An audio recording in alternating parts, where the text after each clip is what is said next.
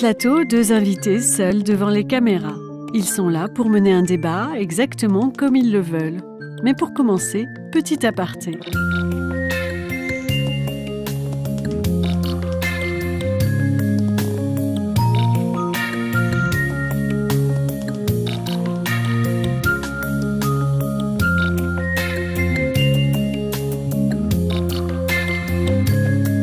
On commence par vous.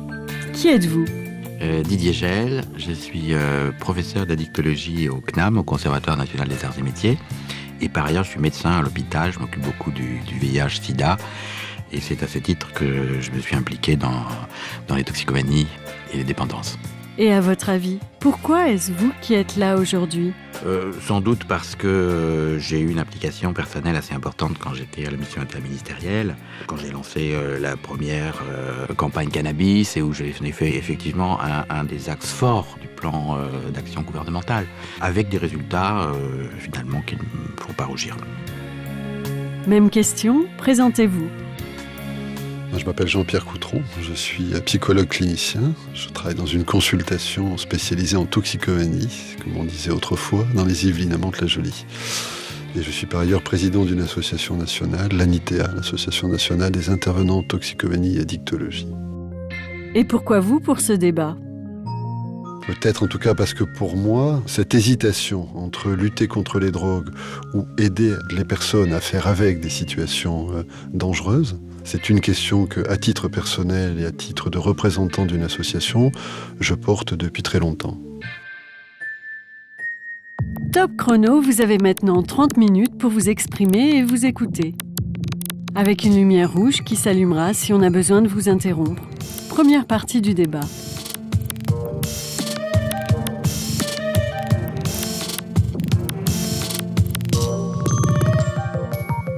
Je sais pas, je peux essayer de commencer en disant que c'est un reproche qui est souvent fait à la prévention, qu'elle sert à rien.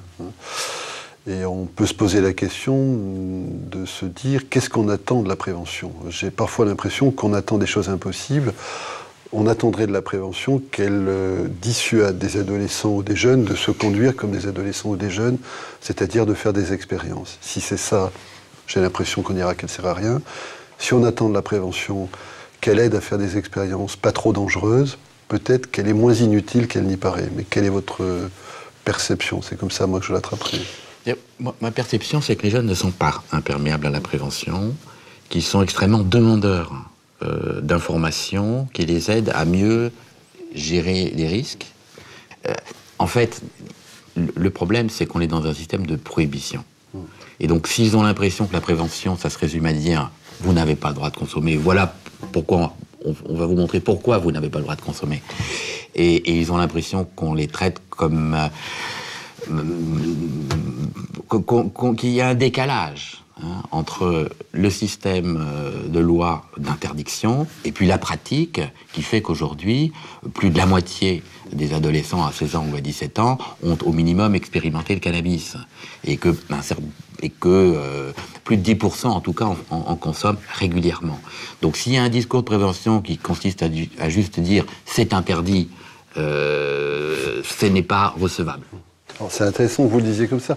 C'est même, en vous écoutant, je me disais même, on est à contre-rôle. Vous tenez les propos que j'aurais pu tenir, et j'ai envie de vous renvoyer. Le problème, c'est que quand on est à la place que vous avez pu occuper, quand on est, par exemple, à un moment président de la mission interministérielle de lutte contre la drogue et la toxicomanie, on a des orientations politiques à mettre en musique, et que ce que vous évoquez là, c'est-à-dire cette prévention qui accompagne, qui fait grandir, qui éduque, parce qu'on voit bien le lien dans ce que vous dites, donner de l'information pour apprendre à faire autrement, c'est une des définitions de l'éducation.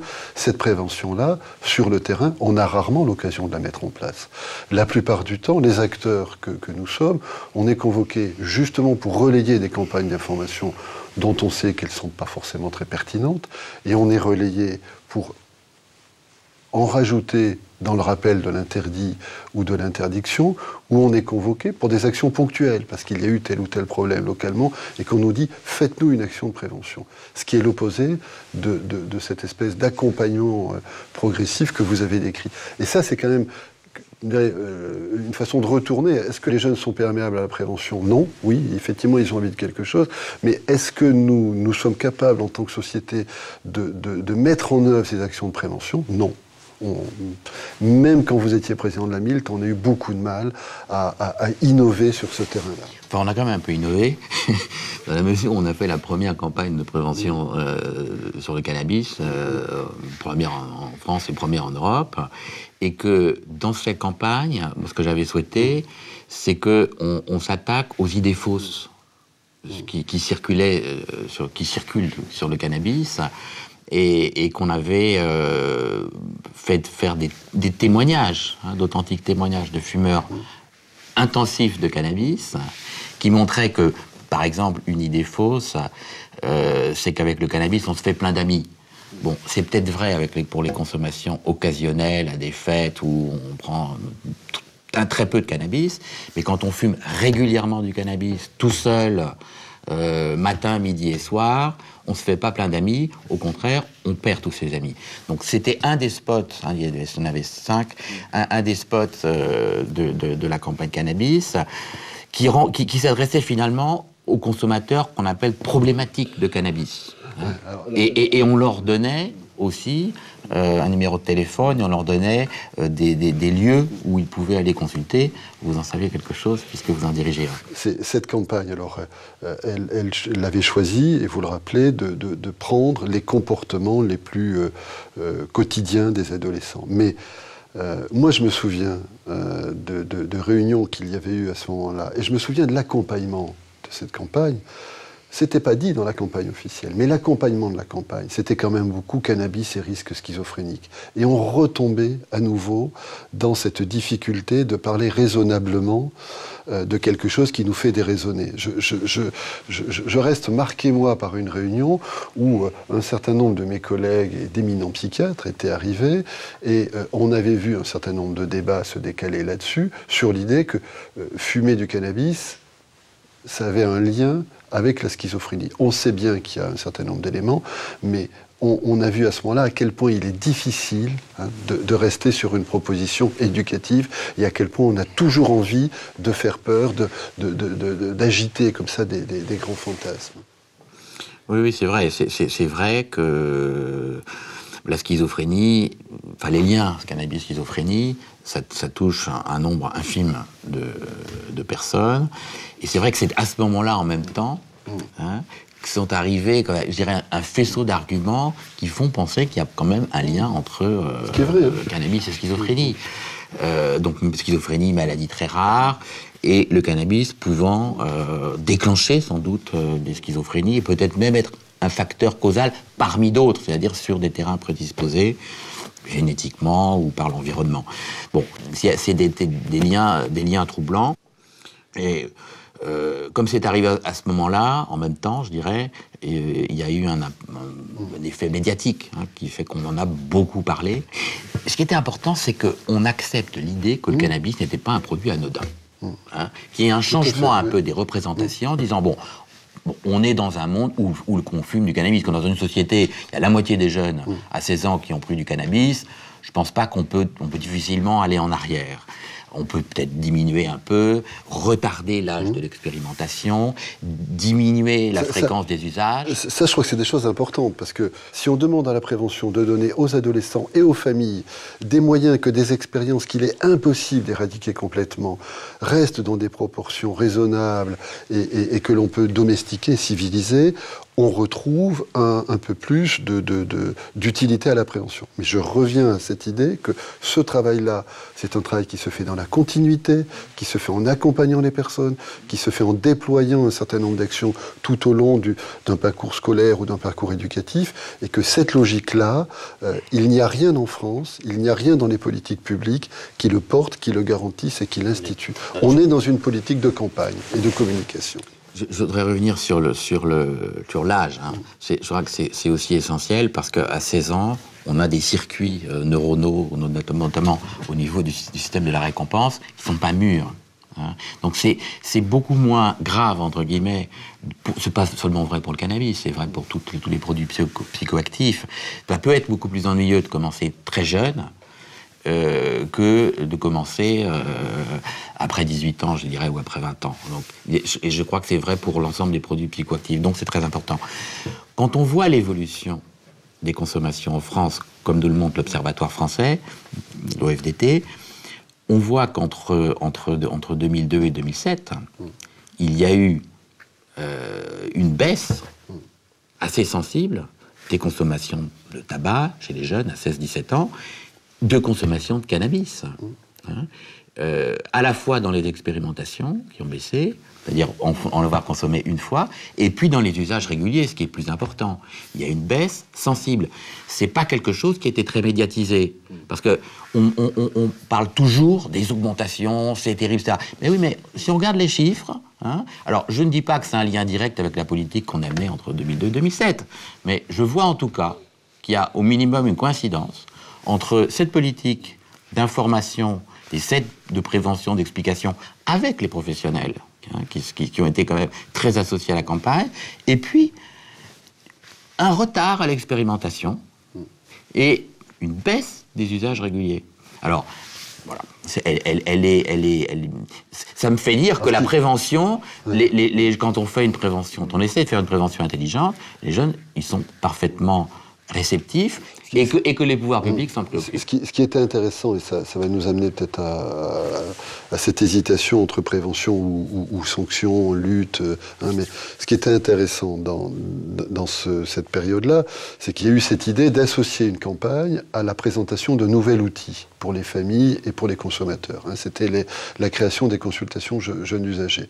Et c'est vrai qu'elle partait d'un principe, alors là, pour le coup, sur lequel on a eu très vite des points d'accord, qui était qu'il fallait pouvoir aller dans ces consultations, même si on n'avait pas forcément envie d'arrêter, même si on ne se reconnaît pas forcément comme malade, même si on n'était pas dans la caricature de ce que c'est que l'usager. Ces consultations jeunes usagers ont été ouvertes en 2005. Mais depuis, que s'est-il passé ? Par exemple, si on réfléchit sur cette histoire de communication, actuellement, il y a une campagne qui se déroule en 2 temps. La première, c'est drogue, ne fermons pas les yeux, je crois. Et puis, j'ai pas le titre du 2e épisode qui va sortir bientôt, où sera le rappel à la loi, le rappel à l'interdit. Là-dessus, on est typiquement... Je suis pas responsable. Je sais où vous n'êtes pas responsable. Mais on est typiquement dans ces coups de communication. Je dis pas que c'est inutile de rappeler un certain nombre de choses, mais... là, on n'est pas dans cet accompagnement, on n'est pas dans une proposition de dialogue, on n'est pas dans une indication des outils de soins, on est dans un rappel comme ça un peu mécanique, c'est interdit et c'est dangereux. Et alors pour le coup, j'ai la conviction absolue, et c'est argumenté par un certain nombre d'études, ce serait ma conviction, ce serait pas important, ce type de campagne ne sert pas à grand-chose, sauf à faire un peu de la communication pour les agences qui le font. Voilà. Et pendant ce temps, les actions de prévention, d'accompagnement de terrain sont en difficulté. Donc là-dessus, on a non pas forcément un désaccord comme ça, mais il y a une vraie difficulté à faire que les politiques publiques s'engagent dans la continuité sur ce travail de prévention et d'accompagnement des personnes. Et je voudrais juste rajouter quelque chose très vite fait. Ça me paraît d'autant plus problématique que ça s'inscrit sur le fond d'une société qui est fondamentalement addictogène. La société d'aujourd'hui est une société plutôt individualiste, c'est une société qui efface plutôt les normes, qui efface plutôt le collectif. Et si on n'aide pas les familles, si on n'aide pas les personnes à être dans cette continuité éducative, on n'aura qu'une réponse qu'on va peut-être voir dans un 2e thème, qui est la réponse sanction. Et on est dans une espèce de symétrie, il y a de plus en plus d'incitations, et puis en face, on produit de plus en plus de sanctions et on abandonne, paradoxalement, alors qu'on dit qu'on fait le contraire, on abandonne l'espace éducatif. Alors donc là, il y a un vrai débat, mais c'est vrai que les expériences qu'on avait pu mener autour des consultations jeunes usagers, de ce côté-là, étaient une expérience probablement mieux positionnée.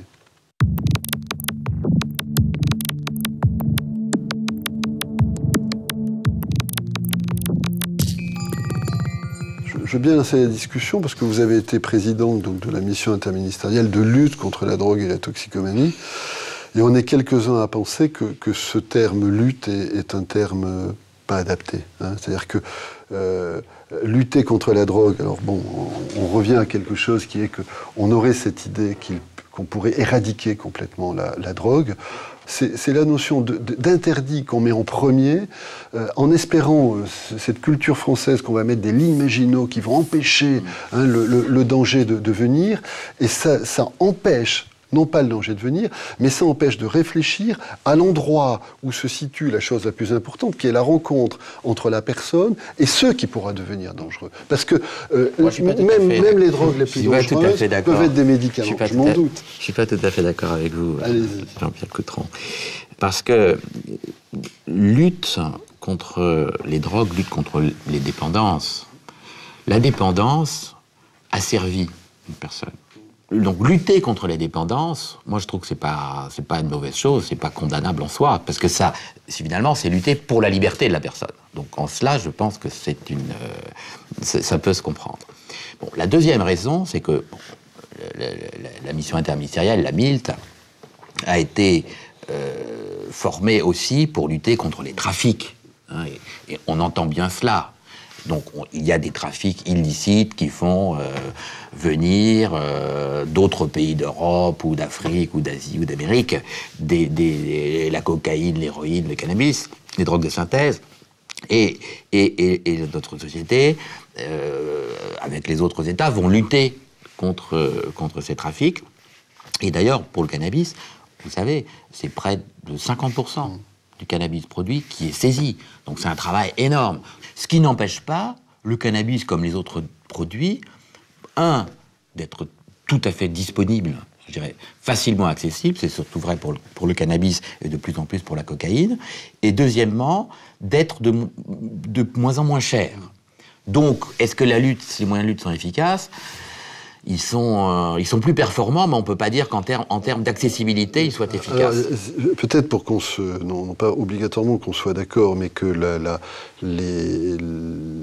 l'endroit où on met la lutte soit mieux spécifié. Et à l'évidence, la lutte contre le trafic, ça ne me pose pas d'état d'âme, et je n'ai pas de restrictions là-dessus. Alors, vous savez très bien qu'un des problèmes, c'est la loi de 70. Enfin, on considère que nous, un des problèmes, c'est la loi de 70. On va fêter ses 40 ans, là, en 2010. Donc, il y aura, j'espère, un certain nombre de débats là-dessus.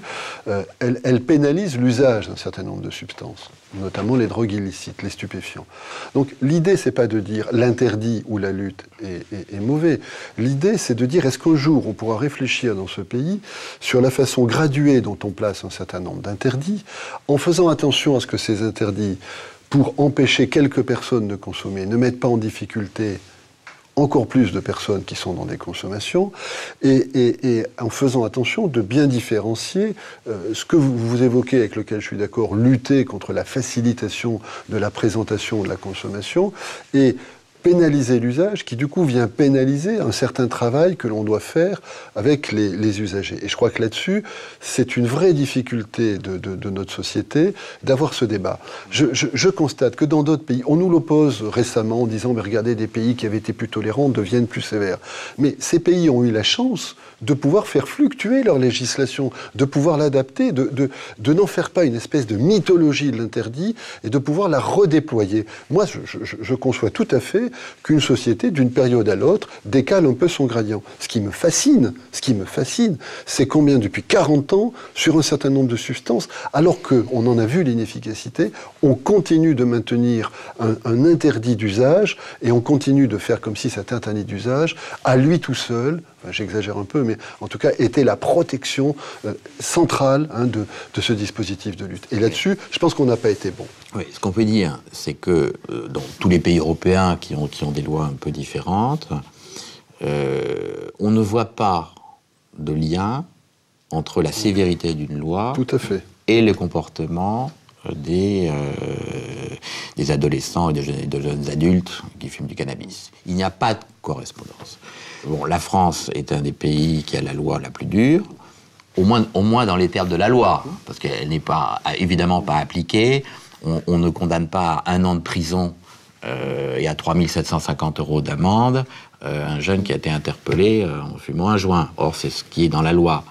Maintenant, vous savez qu'on avait essayé de la changer, cette loi, hein, et pas d'arriver à une absence de sanction, mais passer du délit à la contravention, et une contravention de bas niveau, je dirais ce qui maintenait l'interdit, qui est peut-être quand même un frein à la consommation, d'avoir cette notion d'interdit, et peut-être que ça aide aussi les parents à dire que, voilà, alors jeune, c'est interdit, donc tu n'en prends pas. Hein. Et vous savez bien qu'on n'a pas réussi, pour des facteurs, je dirais, relativement indépendants du problème qui nous intéresse, c'est qu'il y a eu d'autres facteurs connexes, d'autres priorités de l'actualité, la canicule, en fait, principalement. Qui a complètement bouleversé les priorités du gouvernement, c'était en 2003, et on a abouti on a laissé tomber le chantier, ce que j'ai évidemment beaucoup regretté, parce que on aurait une loi plus intelligible. Vous voyez, un an de prison pour un joint, c'est pas raisonnable. Et d'ailleurs, beaucoup de jeunes pensent cette loi, oui, on sait même pas à quoi elle sert, parce que dans les faits, ça ne se passe pas comme ça. Heureusement, d'ailleurs.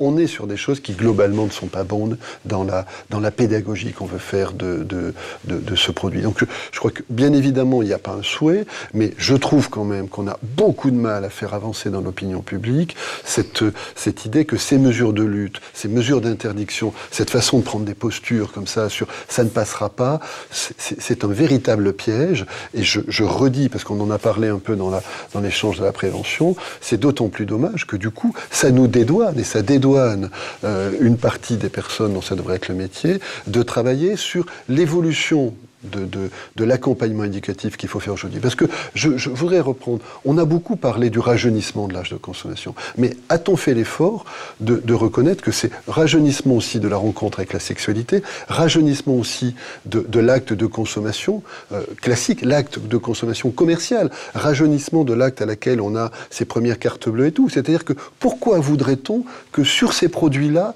ce soit à part? Et on fait porter à ces produits une évolution sociale globale sur lequel, comme par hasard, personne ne veut discuter, parce que là, ça a à voir avec un modèle culturel dominant, qui est un modèle de nos sociétés hyper modernes, et sur lequel on dit « Ah, mais là, vous rentrez dans des choses compliquées », ou « Ah, mais attendez, c'est quand même beaucoup plus dangereux, vos drogues, que... » Je suis pas sûr. Je sais bien que ces produits ont des risques particuliers.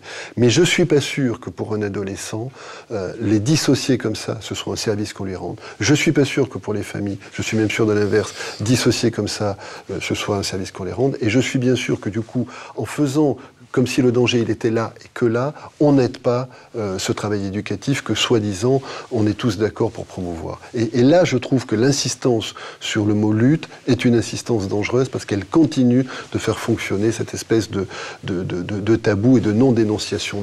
Et là-dessus, ça ne bouge pas. Ça ne bouge pas. Ça n'a pas bougé. Alors, je veux bien que ce soit la canicule, c'est dommage, mais ça n'a pas bougé à l'époque où vous étiez en responsabilité. Ça n'a pas bougé à l'époque où Nicole Maestrinchi était en responsabilité. Et alors, autant dire que ça ne bouge pas du tout aujourd'hui sur cette thématique-là.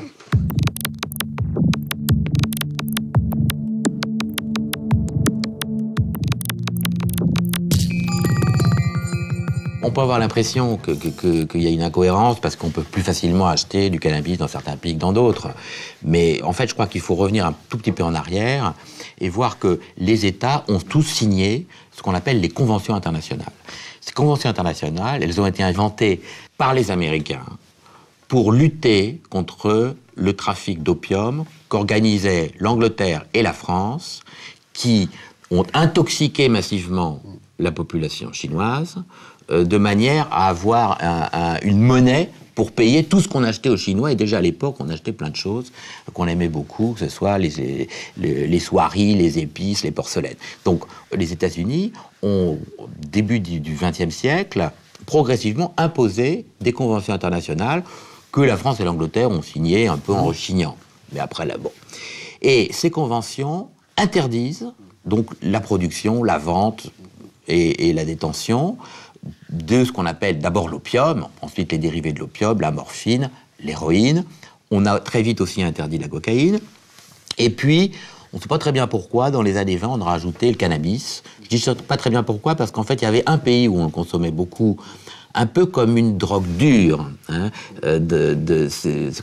c'était l'Égypte. Et donc l'Égypte a demandé à ce que le cannabis soit inclus dans les conventions. Et finalement, ça a été inscrit, alors qu'en France, il n'y avait pas de consommation de cannabis, ni aux États-Unis, ni en Angleterre. Mais ça a été dans les conventions. Et tout le système des États est régi par ces conventions qui insistent évidemment beaucoup sur la lutte contre le trafic. Alors, on peut critiquer ces conventions.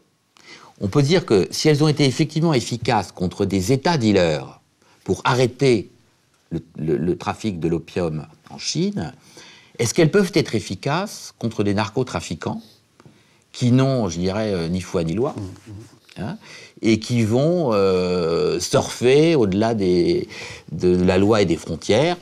C'est une question qu'on peut se poser. Mais il faut bien comprendre qu'on est absolument liés par ces conventions, et que c'est vrai que ça se traduit en termes de lutte contre le trafic par une coopération assez bonne, hein, et meilleure chaque année entre les États pour lutter contre ces trafics. Sauf que il y a des enjeux géopolitiques considérables. L'argent qui est associé aux ventes de drogue, qui est massif, va évidemment être utilisé comme monnaie dans des conflits multiples. C'est vrai en Afghanistan, c'est vrai en Colombie avec les FARC et les groupes terroristes.